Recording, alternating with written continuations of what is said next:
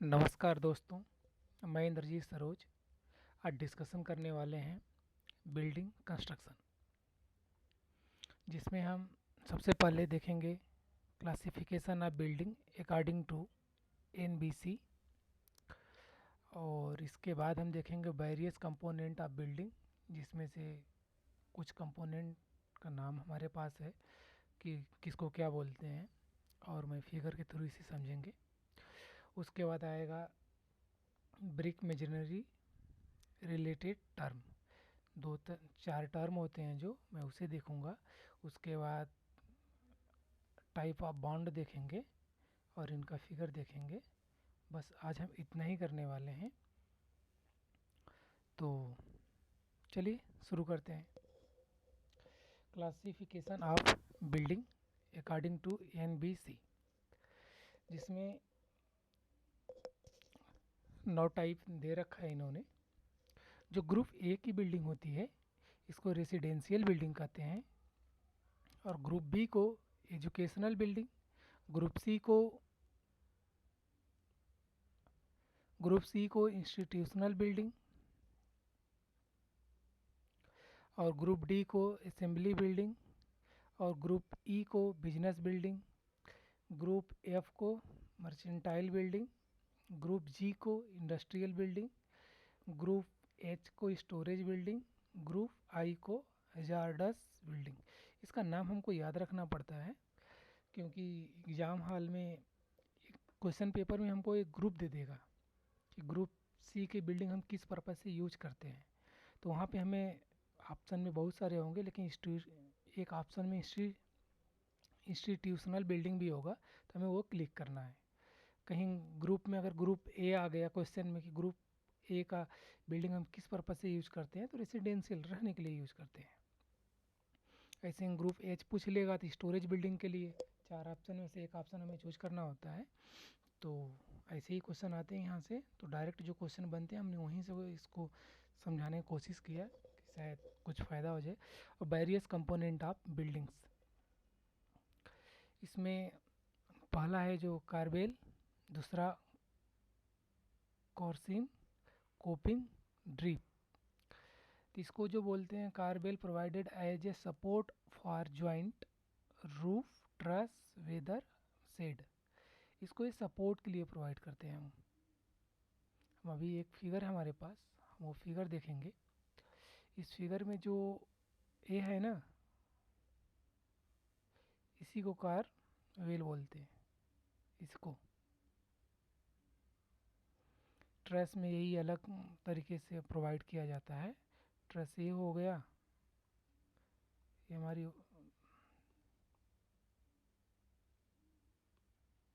ये वाल है। इस ट्रेस में ये हमारा एक पिलर हो गया, और ये हो गया। यहाँ से जो हम ऐसे प्रोवाइड करते हैं इसी को कारवेल बोलते हैं।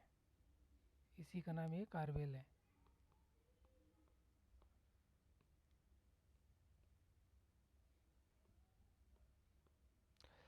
और दूसरा है हमारे पास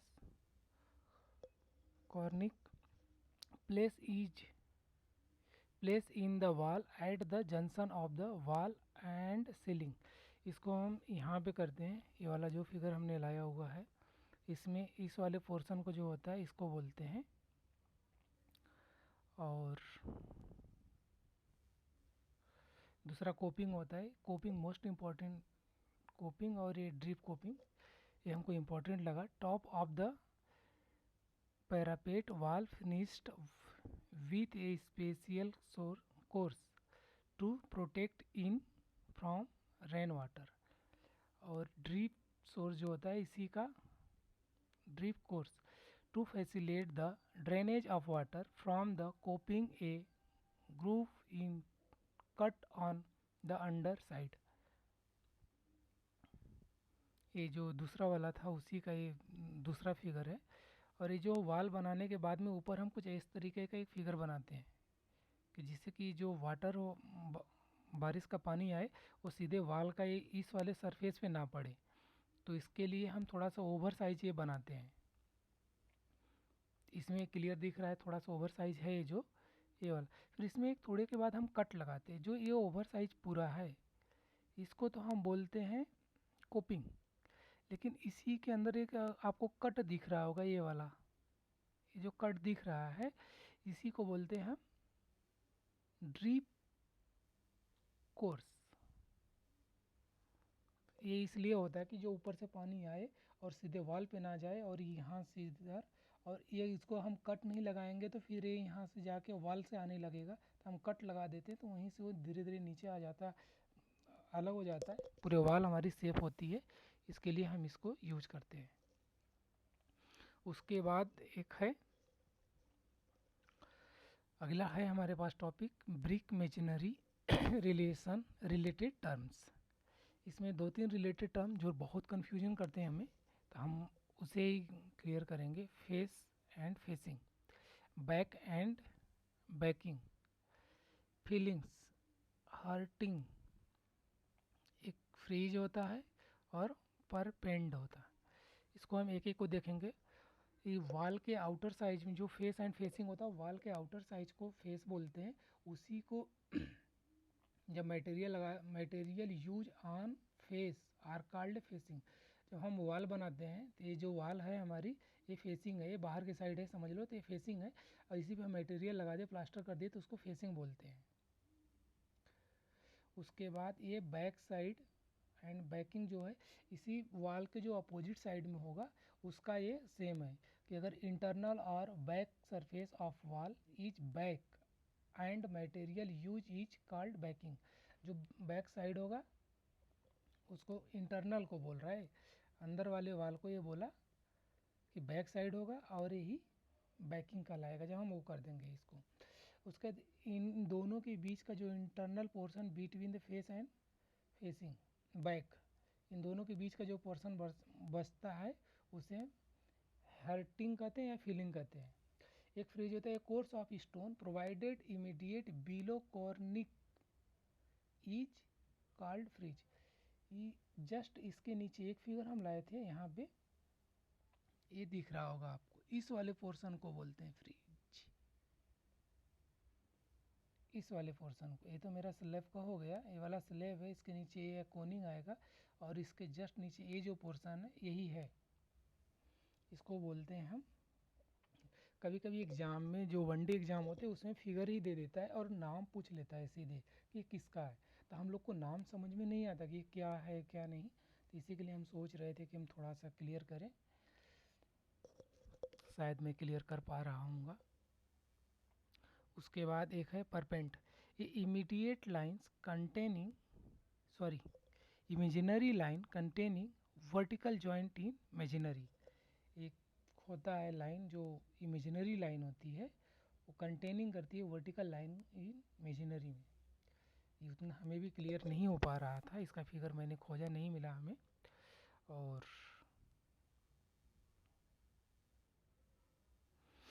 बाकी हम तीन चार क्लियर करने की कोशिश की, जो हो गया होगा। और अब हम देखेंगे ब्रिक्स। ब्रिक्स तो कई प्रकार का होते हैं, टाइप ऑफ ब्रिक्स हम अलग लेक्चर में लेना पसंद करेंगे क्योंकि अभी हम उसका वो नहीं बना पाए। बट दो टाइप का जो ब्रिक्स होता है, एक ही टाइप है, इसको दो नाम से जानते हैं। एक बुल नोज होता है, काउल नोज होता है। इसको यूज ऑफ मेकिंग कॉर्नर, जब हम किसी वॉल को बनाते हैं तो उसका जो कार्नर हम यूज करते हैं वहाँ बनाते हैं, वहाँ भी हम यूज करते हैं बुल नोज या काउ नोज। और curved shape in bricks masonry, इसको कर्व शेप के लिए हम यूज करते हैं।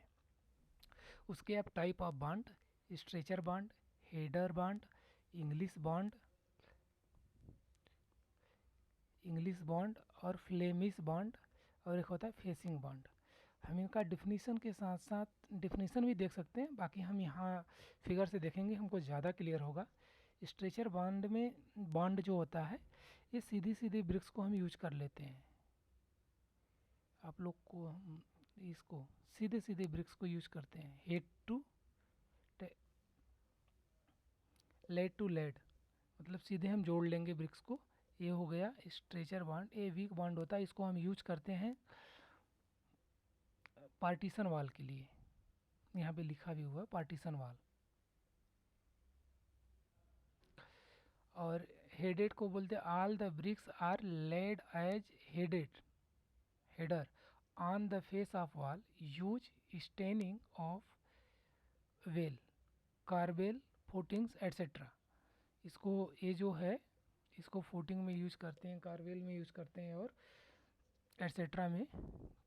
और इसका जो होता है ये देखिए इसमें सारा का सारा ब्रिक्स एक ही शेप एंड साइज का है और अलग अलग है, मतलब एक ही दिशा में है, इसमें वो नहीं चेंज किया। बट इसमें क्या किया कि इन्होंने एक तो बड़ा साइज के लिया, फिर उसके बाद इन्होंने एक छोटा, फिर छोटा छोटा छोटा, फिर आगे चल के एक बड़ा होगा।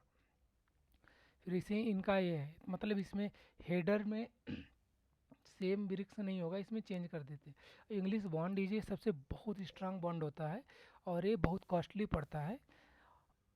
Alternate so course of header and stretcher mostly used in the government work. It is costly and stronger than Flemish bond. ये जो फ्लेमिश बॉन्ड आगे हम देखेंगे इससे स्ट्रॉन्गर है, उससे स्ट्रॉन्गर पड़ता है इंग्लिश बॉन्ड और बहुत कॉस्टली पड़ता है। तो इसमें इन दोनों का मिक्स है, जो दोनों हम ऊपर वाल देखें स्ट्रेचर और हेडर बॉन्ड, इन दोनों का मिक्स करके एक हम स्ट्रेचर लगाएंगे, दूसरा ये लगाएंगे, फिर स्ट्रेचर फिर हेडर, तो वही इसी को इन्होंने इंग्लिश बॉन्ड बोला और बहुत स्ट्रॉन्ग बॉन्ड होता है। और एक फ्लेमिश बॉन्ड होती है। Each course has alternate header and stretchers. Flemish bond give better appearance than English bond. ये थोड़ा सही पड़ता है, कॉस्टली उतना नहीं पड़ता, और इसमें हम बीच बीच में ये बड़े वाला ब्रिक्स यूज कर लेते हैं, जिसकी वजह से थोड़ा हो जाता है जल्दी, और ये इस वाले से सस्ता पड़ता है। और English single Flemish bond, double Flemish bond, इसमें सिंगल डबल होता है, लेकिन यही जो ऊपर के चार हैं यही मेन इम्पोर्टेंट थे। और डच बॉन्ड यहाँ भी इन्होंने दिया नहीं है ऊपर, बट डच बॉन्ड वो होता है, ये जो फ्लेमिश बॉन्ड है इसी के जस्ट है ये, बट इसमें जो ये साइड से होता है ना यहाँ पे, इसमें खो मतलब ये ब्रिक्स लगाते हैं, जो क्रॉस देख रहे हो आप यहाँ पे ब्रिक्स नहीं होगा, तो इसको डच बॉन्ड बोलेंगे। ये खाली होता है कि आगे हम इस वॉल को कंटिन्यू कर सके। एक रैकिंग बॉन्ड होती है, इसमें ब्रिक्स है। एक डायमंड बॉन्ड होती है जिसका ब्रिक्स का साइज ऐसे होता है।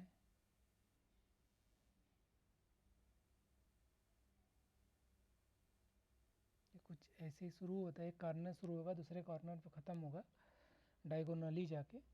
इस ब्रिक्स का ये मैक्सिमम तौर पे हम ज़मीन पे बिछाने के लिए यूज करते हैं। ये सब इस काम वो नहीं बनाते। उसके बाद एक जिगजैग बॉन्ड होती है जो इसके ही जैसा होती है, रैकिंग बॉन्ड की तरह होती है, बट इसमें एक है इसमें दो हो जाता है ये वाला।